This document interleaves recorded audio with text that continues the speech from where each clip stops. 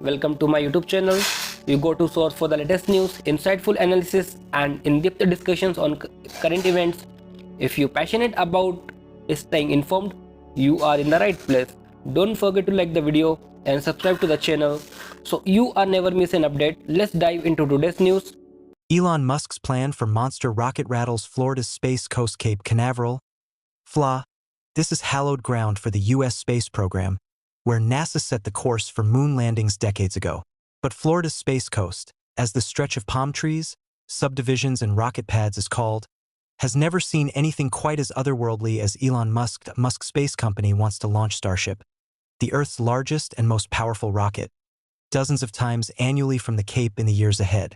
The rocket from SpaceX towers nearly 400 feet at liftoff, more than the Statue of Liberty, and is at the center of NASA's plan to return to the moon and Musk's ambition to colonize Mars. Much has changed here since astronauts celebrated successful launches with a parade, and it's far from clear how Musk's galactic plans will mesh with modern-day Florida. Gone are the days when the region was relatively empty, a quality that made it well-suited for rockets. Several important businesses now jostle for territory, including the $6.7 billion cruise industry featuring massive ocean-going vessels launched by the likes of Disney and Carnival from Port Canaveral. The population of Brevard County, meanwhile, has swelled to over 600,000 from 22,000 in 1950. Among concerns raised during a public comment period, the deafening rocket noise and vibration from the monster ship, which will have as many as 35 thruster engines that will throw off as much as 23 million pounds of force at takeoff.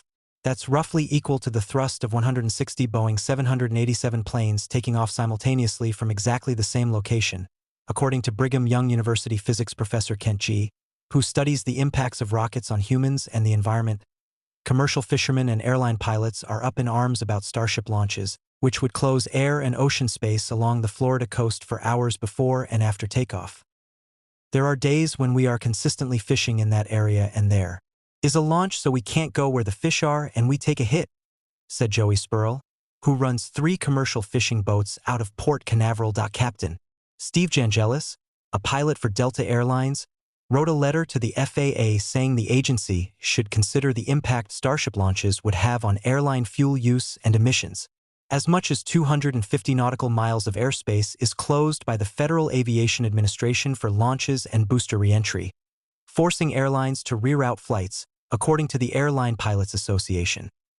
Competitors Blue Origin, the rocket company backed by Jeff Bezos and United Launch Alliance, the joint venture of Boeing and Lockheed Martin, are also worried about SpaceX dominating infrastructure and resources at Cape Canaveral.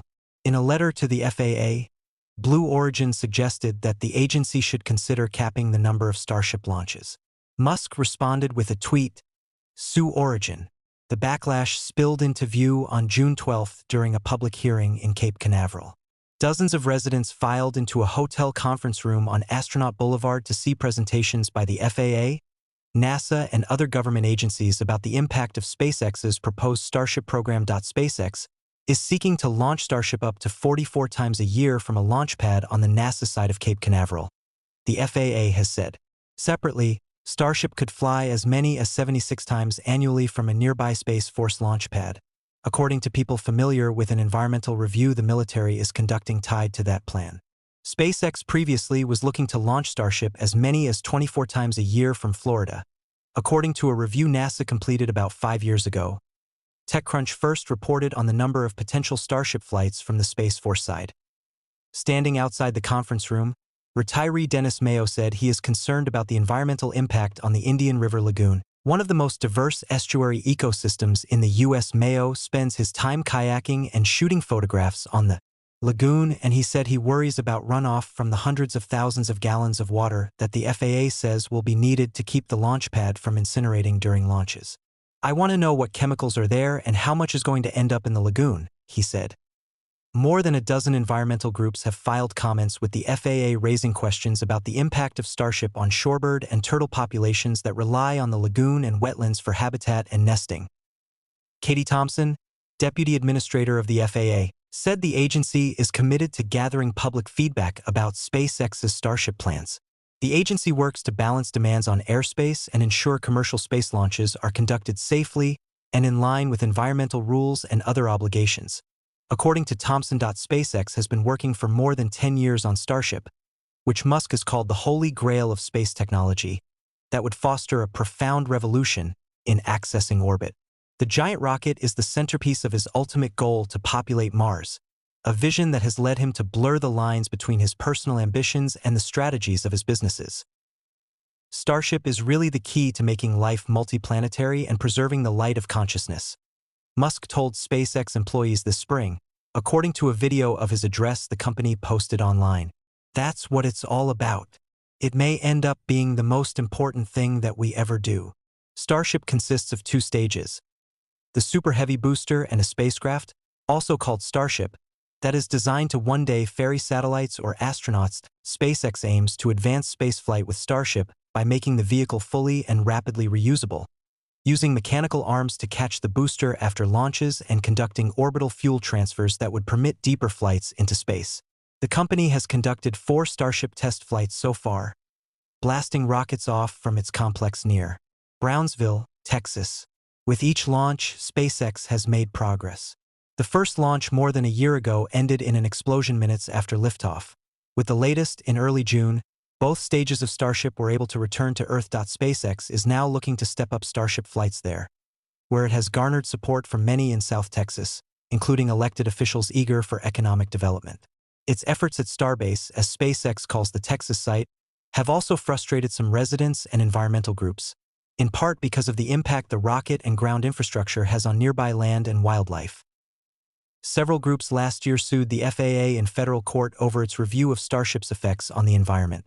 The agency denied allegations in the suit and sought to have the case dismissed. Long before giant rockets, the area around Cape Canaveral was an isolated marsh used for cattle grazing and farming. The U.S. purchased land there and began testing missiles in the 1950s.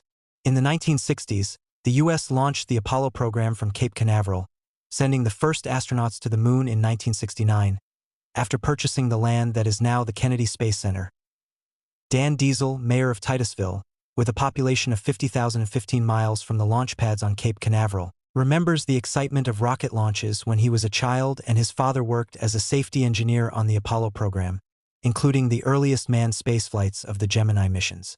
During the Gemini launches, as soon as there was a successful landing, there would be a parade down the A1A highway with the astronauts, the high school band, and the mayor, he said. Afterward, his father and mother would join the astronauts and their wives at Wolfie's, a now-shuttered restaurant in Cocoa Beach, to celebrate. The astronauts were celebrities beyond celebrities, he said. Now, rocket launches often happen several times a week, sometimes even twice a day. The overwhelming majority are SpaceX vehicles. Last year, SpaceX launched 68 of its Falcon rockets, which are smaller than Starship. That was up 42% from 2022. The pace is expected to accelerate in coming years as other space companies ramp up. Few people anticipated even 5 years ago you could shoot 100 times out of the Cape, said Wayne Monteith, who served as a commander for a military unit that oversees launching from Florida and later led space operations at the FAA. Heidi Crofton, who lives in Titusville on the banks of the Indian River Lagoon, said she is worried about water runoff from the launches. She says she used to enjoy watching launches from her porch a few years ago when they were still fairly infrequent. Now they are more of a regular disruption, she said. It's very loud. There is a loud rumbling and the house starts shaking, she said. It bothers me most when I am sleeping. Frank Kane, who lives on Merritt Island, just south of the Kennedy Space Center, said he worries about structural damage to his 2-story home. It's a pretty good shake during smaller Falcon launches, he said, causing books to fall from shelves and doors and windows to rattle. He worries that his home wasn't constructed for the vibration Starship will create and that the noise could make the region uninhabitable. G, the physics professor, said that based on his 2023 study of the noise created by the government's Artemis rocket, he believes the Starship launches will be roughly equal in noise and vibration to 10 Falcon rockets being launched simultaneously. Noise from rockets is generated by the fiery plume, causing turbulence that mixes with the air and creates sound waves that spread out like ripples on a pond, G said. The FAA and NASA have estimated that the noise level generated by less Powerful versions of Starship would be a maximum of 100 to 140 decibels in the launch area and 90 decibels Thank you in for tightest watching my videos. If you enjoyed the video, please give it a thumb up and share your thought in the comment below. Don't forget to subscribe to my channel for more update and in-depth coverage. Hit the notification bell so you are always the first to know when a new video drops.